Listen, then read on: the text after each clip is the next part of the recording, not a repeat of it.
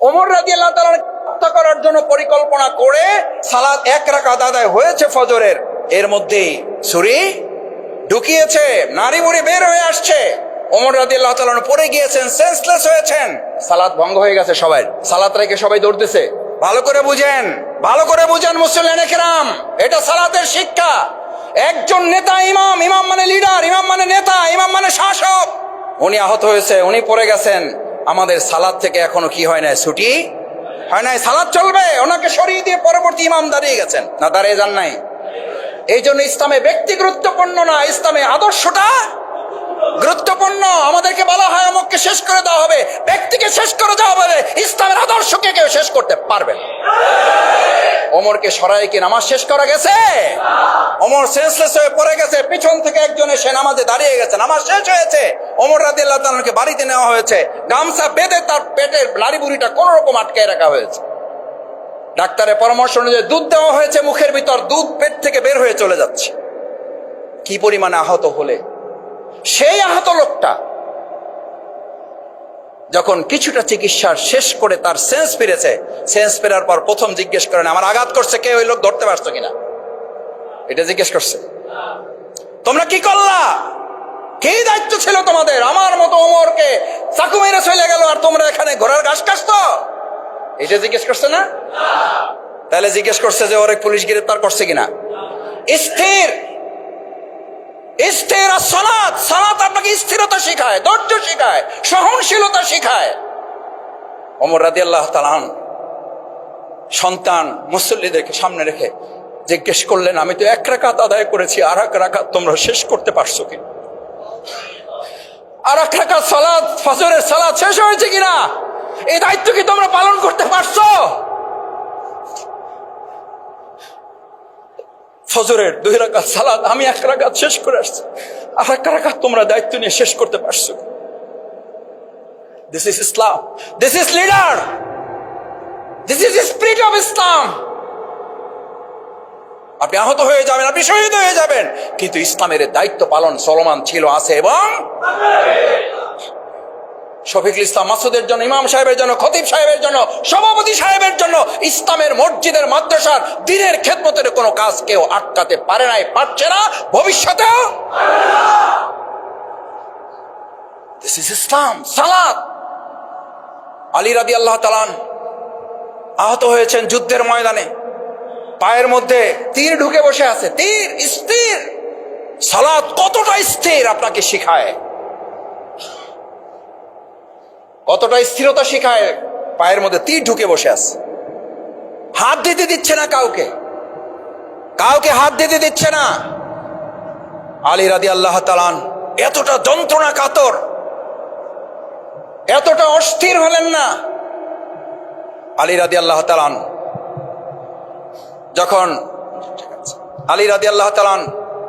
যখন এই অবস্থার মধ্যে চিকিৎসকরা হাত দিতে দিচ্ছে না, চিকিৎসা হাত দিতে পারছেন না, ওনার সাথে একজন এসে বললেন, আলী রাদিয়াল্লাহু তাআলা এই তীর খোলার একটাই মাত্র পথ আছে, একটাই মাত্র রাস্তা আছে, একটাই মাত্র ওয়ে আছে।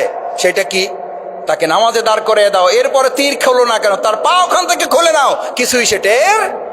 আমার ভাইয়েরা, এখানে কে মুসল্লি শফিকুল ইসলাম মাসুদ সহ কে এখানে আছি যে আমার পায়ের তীর খোলার জন্য নামাজে দাঁড় করিয়ে তীর খুলে নেওয়া হবে, আমি টেরই পাবো না? আলী রাদিয়াল্লাহু তাআলা ঠিক কথা অনুযায়ী দাঁড় করে দেওয়া হলো, তীর খুলে নেওয়া হলো। নামাজ শেষে জিজ্ঞেস করছে, আমার সালাত আদায় হয়েছে তো, আমি শেষ করতে পেরেছি? বলছে হ্যাঁ পেরেছেন। বলছে আপনার একটা তীর ছিল? বলছে আমি তো কিছু টের পাইনি, আমি একটা পিঁপড়ার কামড়ের মতো শুধু অনুভব করেছি। সুবহানাল্লাহ, দিস ইজ সালাত, স্থিরতা। এই সালাত আপনাকে স্থিরতা শিখায়। সালাতের মধ্যে তাড়াহুড়া করবেন না। এটা শুধু সালাতুল জুমায় না, কোন সালাতে তাড়াহুড়া করা মানে ওই সালাতের প্রতি ইনসাফ করা না, জুলুম করা। সালাতের মানে হচ্ছে আপনি অস্থির ছিলেন, এখন কি হওয়ার জন্য আসছেন? কি হওয়ার জন্য আসছেন? সিজদায় যাবেন, সিজদায় গিয়ে 3 বার পড়ছেন না, 11 বার পড়ছেন না, 9 বার পড়ছেন না, 13 বার পড়ছেন না, 15 বার পড়ছেন, এই হিসাবই তো আপনার থাকবে না। আর আমরা তো 3 বারের আগে 2 বারও, 3 বারের জায়গায় 5 বার পড়লেন। আমার শেষে ইমাম জিজ্ঞেস করতেছে যে হুজুর ঘটনা কি? এসি মসজিদ পাইয়া আজকে কি একবার সব ভুলে গেছেন? আমাদের তো টুকটাক কাজবাজ থাকে, পকেটের টিকিট ছিল, আমার তো টিকিট ধরতে হবে, বাস ধরতে হবে, লঞ্চ ধরতে হবে, এটা তো হিসাব করা উচিত আপনাদের। এই কথা বলার মতো মুসল্লি নাই। অথচ সিজদায় যখন চলে যান, সিজদা হচ্ছে আল্লাহর সাথে আর বান্দার কোনো মাঝখানে কি থাকে না, পর্দা থাকে না। সিজদায় গিয়ে আপনি সব বলবেন আল্লাহকে। আল্লাহ আমার কথা শোনার কেউ নাই, আল্লাহ আমার মেম্বার নাই, আল্লাহ আমার চেয়ারম্যান নাই, আল্লাহ আমার এমপি নাই, আল্লাহ আমার মন্ত্রী নাই, আল্লাহ আমার কোনো প্রভাবশালী লোক নাই, আমার কোনো রাজনৈতিক কর্মী নাই, কোনো নেতা নাই, কিছু নাই। আল্লাহ আমার কেউ নাই বলে আমার সব কথা আমি কাকে বলতে আসছি? সিজদা। সিজদা। ওমর রাদিয়াল্লাহু তাআলা যখন সিজদায় চলে যেতেন, আবু বকর রাদিয়াল্লাহু তাআলা যখন সিজদায় চলে যেতেন, পিছনের লোকেরা মনে করতো এই লোকটা বোধহয় আর জীবিত নাই, কি নাই, হুশ নাই, হুশ নাই। রাসূল সাল্লাল্লাহু আলাইহি ওয়াসাল্লাম সিজদায় যেতেন, এত লম্বা সিজদা করতেন, মুসল্লিরা মনে করতো মুহাম্মদ রাসূলুল্লাহ সাল্লাল্লাহু আলাইহি ওয়াসাল্লামের বোধহয় কোনো অসুবিধা হয়েছে। সাহাবায়ে কিরামগণ বর্ণনা করেন যে আমরা পিছন থেকে কেউ কেউ মাথা উঁচু করে কেবল দেখতে যাব, এই সময় রাসূল সাল্লাল্লাহু আলাইহি ওয়াসাল্লাম মাথা উঠিয়ে ফেলতেন। আমরা এরকম সিজদা দেই তো নাকি? সালাত। সিজদায় যাবেন, দুনিয়া ভুলে যাব, দুনিয়া ভুলে যাব না। সিজদা আমাকে দুনিয়া ভুলিয়ে আমাকে পরকালে ঢুকাইয়ে দেওয়ার নাম হলো, বলেন, দুনিয়া ভুলে পরকালে ঢুকাইয়ে দেওয়ার নাম হলো সিজদা। আর আমাদের সিজদা হলো সিজদার মধ্যে বসেই কয়বার সুবহানাল্লাহ বলছি, তার চেয়ে বড় কথা হলো দোকানের হিসাব ওর মধ্যে ক্লিয়ার, পরিবারের হিসাব ওর মধ্যে ক্লিয়ার। আমার ভাইয়েরা, মুসল্লিয়ানে কেরাম, আমি আপনাদের কষ্ট বাড়াতে চাই না। এই সিজদা দিয়ে নামাজ সালাত কি আদায় করতে পারবো ইনশাল্লাহ? দেখি আমরা ইনশাল্লাহ। আমাদের সিজদা কি আজকে থেকে পরকালে ঢোকার দরজা হবে ইনশাল্লাহ? এই সিজদা কি আমাকে আল্লাহমুখী করবে ইনশাল্লাহ? এই সিজদা কি আমাকে পরকালমুখী করবে ইনশাল্লাহ?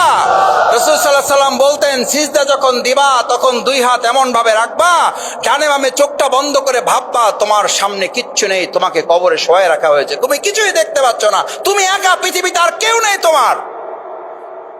সিজদায় গিয়ে কবরের দৃশ্য তোমার চোখের সামনে নিয়ে আসো। কবর, ইন্নী ওয়াজ্জাহতু ওয়াজহিয়া লিল্লাযী, যখন দাঁড়িয়ে যান আল্লাহকে সামনে রেখে, তখন আপনি ভাববেন আমি শুধু আল্লাহকে সামনে রেখে দাঁড়াই নাই, দুনিয়ার সব কিছু থেকে মুক্ত হয়ে আমি এক আল্লাহকে সাক্ষী রেখে দাঁড়িয়ে গেলাম, আমি এক আল্লাহ ছাড়া আর কাউকে মানি। আমার ভাইয়েরা, সালাত এটা ট্রেনিং দেয়, এক আল্লাহ ছাড়া কাউকে না মানা। ইন্নী ওয়াজ্জাহতু, সোজা, একদম সোজা। আমরা সোজা হই জীবিত অবস্থায় না, আমরা সোজা হই মরার পরে। বাপ এবং সন্তান দুইজনে মিলে অথবা দুই ভাই মিলে বাপের কফিন, একজন মাথার কাছে কাপড় ধরে, একজন পায়ের কাছে কাপড় ধরে, দুইজনে টানে আর বলে কি করো, কি করো, কি করো। তখন আশেপাশের লোকেরা কেউ কেউ বলেন মনের দুঃখ নিয়ে, কষ্ট নিয়ে, আফসোস নিয়ে, অভিযোগ অভিমান নিয়ে বলেন, তোমার বাপেরে তোমার ভাইরে সোজা তো করছো, মরার পরে বাঁচা থাকা অবস্থায় কি করতে পারো নাই, সোজা করতে পারো নাই। সালাত আপনার জীবনকে সোজা করার জন্য। সালাত, আজকে এখানে যারা আসছেন, আমরা কি সিদ্ধান্ত নিতে পারলাম সিরাতাল মুস্তাকিম, জীবনটাকে সোজা সরল সঠিক পথে চালাবার জন্য আজকে সালাত আমাদের জীবনে? দেখি ইনশাআল্লাহ আমরা আজকে থেকে কোন পথে? সরল পথে। কোন পথে? কার পথে? সরল পথে। আল্লাহ কবুল করুন। এটা হচ্ছে সালাত। সালাতের শেষ একটা কথা বলে সালাতের জন্য আমরা চলে যাব। সালাতের প্রতি আকর্ষণ বাড়ছে না বাড়ে নাই? কখন সালাতে দাঁড়াবেন? অস্থির লাগবে। এটা সালাতের আর একটা মাসালা। আজান হওয়ার আগে আপনার মধ্যে অস্থিরতা তৈরি হবে, কখন মসজিদে যাব, কখন মসজিদে যাব। এই অস্থিরতা যখন তৈরি হবে, রাসূল সাল্লাল্লাহু আলাইহি ওয়াসাল্লাম বলেন ফা আনতা মুমিন, তুমি ইমানদার। ফা আনতা মুমিন, এমন তুমি ইমানদার। যদি তোমার মধ্যে অস্থিরতা তৈরি হয়, ফজর নামাজ মসজিদে সালাত জামাতে আদায় করতে পারো নাই, তোমার মধ্যে টেনশন লাগতেছে, অস্থির লাগতেছে, ভালো লাগতেছে না, ভাবি জিজ্ঞেস করতেছে, খালাম্মা জিজ্ঞেস করতেছে, চাচি আম্মা জিজ্ঞেস করতেছে কি হয়েছে তোমার, এমন ছটফট করছে কেন? আপনি বলবেন কেন তুমি খেয়াল করো নাই আজকে যে আমি মসজিদে গিয়ে সালাত জামাতের সাথে আদায় করতে পারি নাই। অস্থির হয়ে যাও। শেষ এখানে আসছেন, কেউ কাউকে ডানে বামে তাকায় দেখতেছেন যে আপনার ইজ্জতের সাথে যায় কিনা যার পাশে বসছেন? ডানে বামে তাকাই কি দেখতেছেন যে আপনার দলের কর্মী কিনা, না হলে উঠাই দিতেছেন এরকম, যে আমার মতের সাথে মিললে বসেন, না হলে ওঠেন। ওঠেন, দেখেন আমার নামাজটা ঠিক রকম আদায় করতেছে, আপনার পাশে নিয়ে আমি কোনো ঝামেলায় যাইতে, এটা মসজিদে মনে হয় তো আমাদের মনে হয়? এটা ভুলিয়ে দেয় কে? আল্লাহ। যে আল্লাহ আপনাকে এভাবে ভুলিয়ে দিল, সে আল্লাহ তো সমাজেও আপনাকে এভাবে কাঁধে কাঁধ নিয়ে এখানে বলেন, ইমাম নির্দেশ দেন।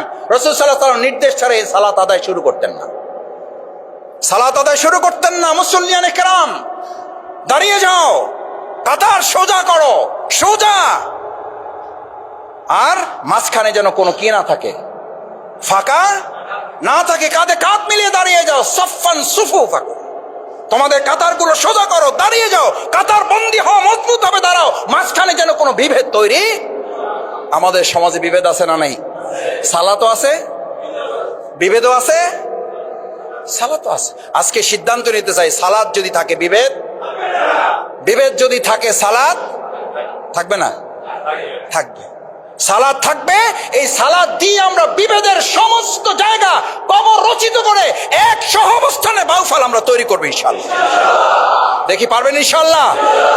সালাত হবে বিভেদের কবর রচনা করার হাতিয়ার, সালাত হবে বিভেদের কবর রচনা করা। আমরা সবাই মুসল্লি, আমরা এক আল্লাহর গোলাম, আমাদের চিন্তার পার্থক্য থাকতে পারে, কিন্তু মাঝখানে আমাদের কোনো বিভেদ।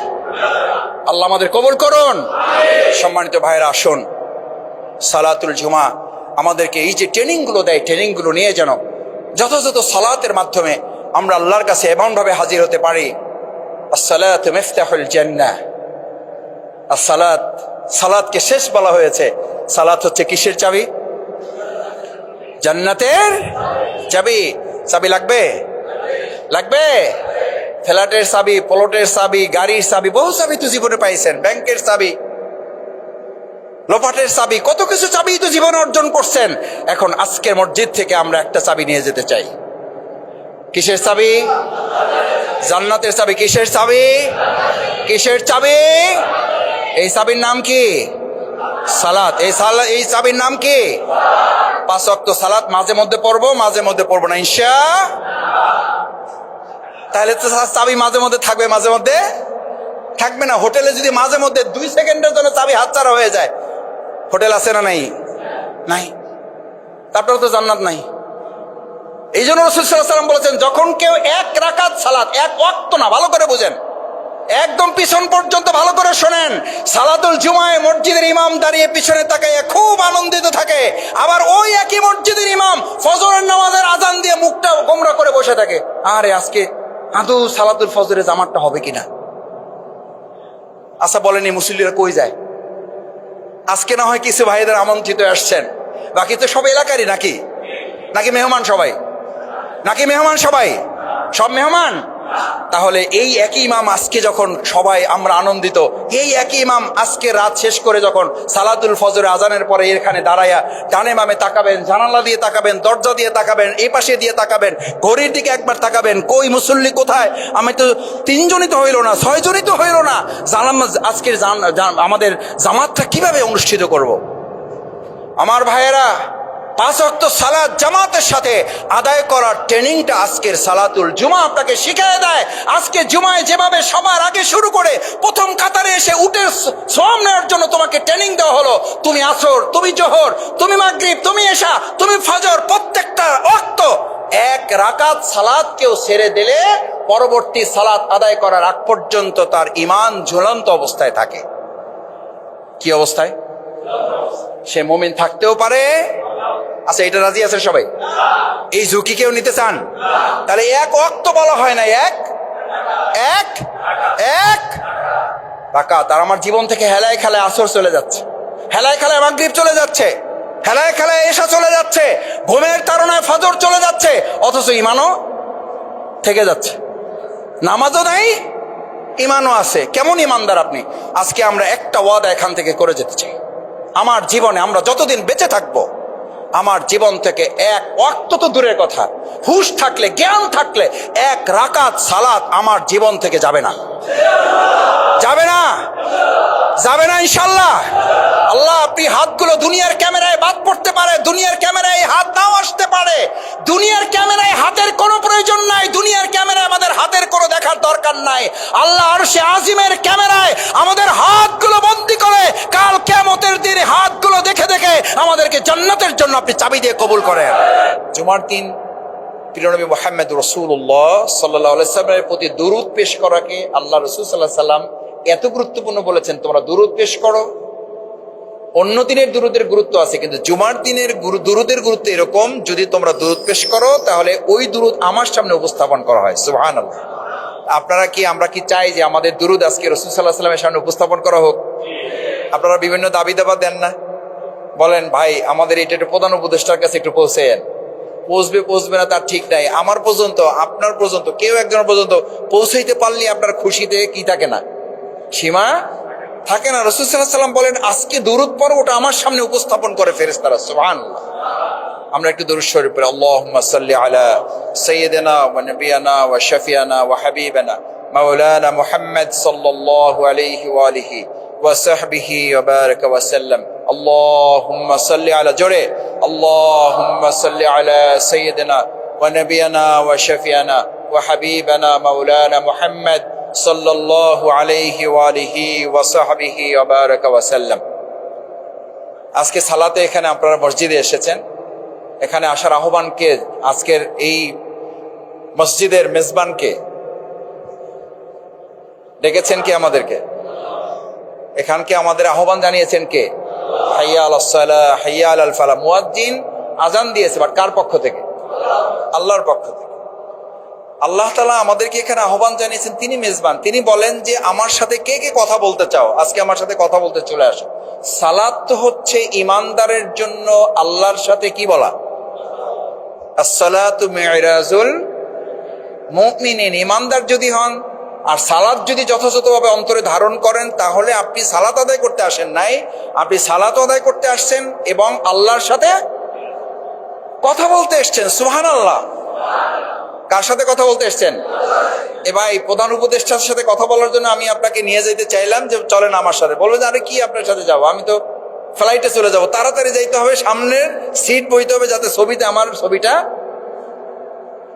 ওনার পাশে যাতে আমার ছবিটা। বলবেন না তো কেউ? বলবেন না তো এটা কেউ?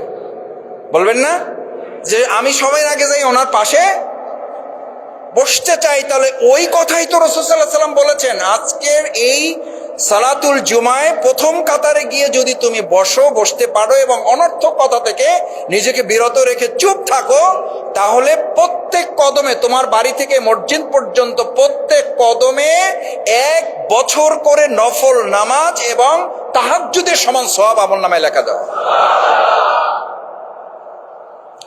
এখন তো তাহলে প্রতিযোগিতা লেগে যাওয়ার কথা, মারামারি লেগে যাওয়ার কথা। মারামারি বলছি ওই অর্থে না, ধাক্কাধাক্কি, ঠেলাঠেলি লেগে যাওয়ার কথা। ঠেলাঠেলি লাগে না? ভিআইপিদের সাথে দেখা করতে ঠেলাঠেলি লাগে না? লাগে না? মেম্বার সাহেবের সাথে দেখা করতে তো ঠেলাঠেলিতে পুলিশ সামলা লাগে, চৌকিদার দেওয়া লাগে।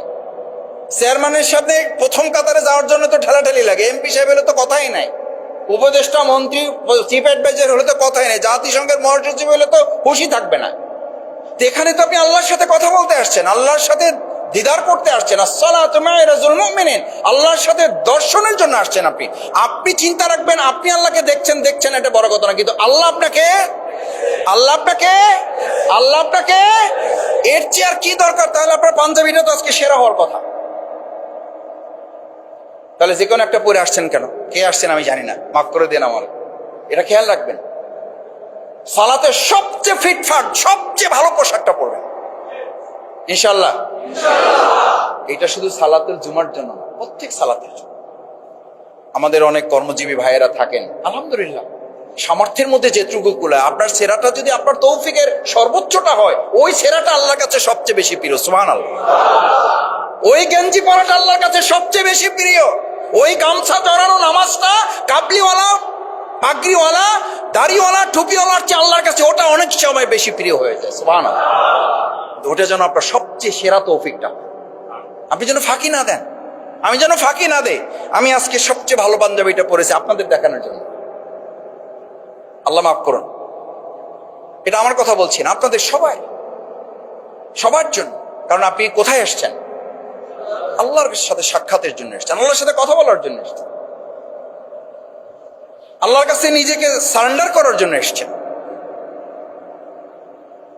প্রতি কদমে বাড়ি থেকে রওনা দিয়ে এখানে আসতে প্রতি কদমে 1 বছর নফল রোজা রাখা এবং পুরো বছর সালাতুত তাহাজ্জুদ পড়ার সওয়াব আল্লাহ আমলনামায় লিখে দেন। এজন্য সাহাবায়ে ইজমাম কিরামগণ এই সময় গাড়িতে বা অন্য কিছুতে বাহনে না এসে হেঁটে আসতেন। এমনও সাহাবী আজমাইন ছিলেন তারা মসজিদের সাথে ঘর, এই অবস্থার কারণে রাসূল সাল্লাল্লাহু আলাইহি ওয়াসাল্লামের কাছে গিয়ে বলছেন, হে রাসূলুল্লাহ, আমার ঘরটা আমি এখান থেকে দূরে নিয়ে যেতে চাই, কারণ আমি এই সওয়াব থেকে বঞ্চিত হতে। সুবহানাল্লাহ। আমার ভাইয়েরা, সালাত হচ্ছে রাসূল করিম সাল্লাল্লাহু আলাইহি ওয়াসাল্লাম as-সালাত ক্বালা রাসূলুল্লাহ সাল্লাল্লাহু আলাইহি ওয়াসাল্লাম as-সালাত আয়ুনুয যিকর, আয়ুনুয যিকর। সালাত হচ্ছে অন্তরকে প্রশান্তি দানকারী। কি কারী? আমাদের সমাজে এখন সবচেয়ে বেশি সমস্যা হচ্ছে অস্থিরতা। কি অস্থিরতা? অস্থির। দেখবেন সাইকেলের সাথে রিকশার ধাক্কা লেগেছে, মারামারি শুরু হয়ে গেছে, না যায় নাই? কিসের কারণে? অস্থিরতার কারণে। কে কার আগে যাবে, কে কার আগে ছুটবে, কে কার আগে গিয়ে পৌঁছে যাবে, অস্থির। এই অস্থিরতা আসে ইবলিসের থেকে, আর স্থিরতা আসে আরশে আজিম থেকে। বলেন, অস্থিরতা আসে কোথা থেকে? ইবলিসের থেকে। আপনি আমি যখন, শফিকুল ইসলাম মাসুদ যখন অস্থির হয়ে যাবে, বুঝতে হবে সে ইবলিসের সাথে আছে। কার সাথে? তাহলে আমরা সবাই ইবলিসের সাথে থাকার সিদ্ধান্ত নিলাম আজকে থেকে। তাহলে আমরা আজকে থেকে কি থাকবো? একজন গালি দেবে, আপনি স্থির থাকবেন। কার সাথে আছেন? কার সাথে আছেন? স্থির আছেন মানে কার সাথে আছেন? শুধু আল্লাহর সাথে না। আল্লাহ বলেন আরশে আজিমের সাথে আছো তুমি। সুবহানাল্লাহ, সুবহানাল্লাহ।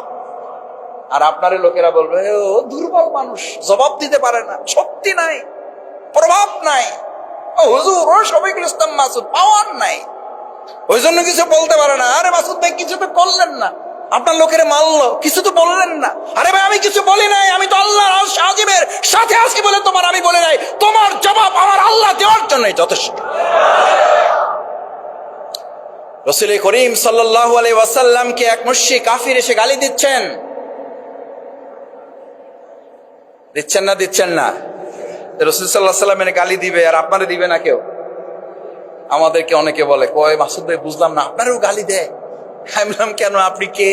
শফিকুল ইসলাম মাসুদ কে? উনি কোথাকার লোক? উনি কোন আল্লাহর ওলি? কয় আমাদের অমুককে গালি দিয়েছে, আপনাকেও গালি দিয়েছে। মাসুদ ভাই আমাকে লিঙ্ক পাঠায়, ফেসবুকের পাঠায়, পোস্ট পাঠায়।